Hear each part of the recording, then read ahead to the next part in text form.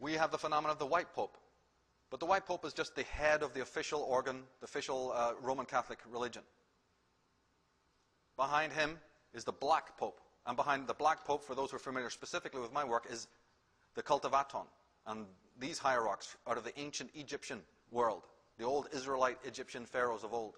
A whole other concept that we don't have time to elaborate on now. But those who are familiar with my work will understand that there's a worship of the dark side of the sun, which Christians call Luciferianism. And they're not far wrong, actually. They're not far wrong.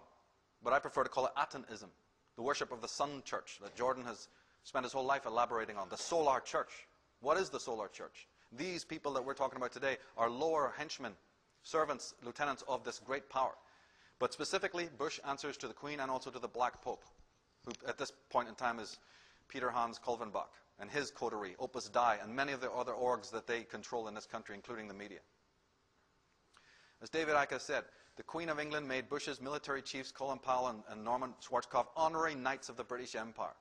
And the senior Bush is indicted for her services rendered also in the First War of Iraq. Of course. But for any American to get on his knees to those people in Buckingham Palace is an obscenity. That alone should have had them thrown into the Atlantic Ocean where they belong. Right. How dare they, that a few hundred years ago, you were fighting these people. You were all at war against these tyrants. The Tsar of Russia wasn't your enemy. The Outer Mongolians weren't. Certainly not the Afghanistans and Saddam Hussein. No.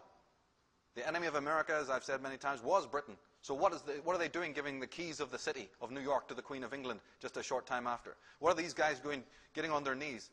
Well, they're doing it because they have to. They're going home to say, pat me on the back, now I've done my job. America's sinking a little bit further into the grave.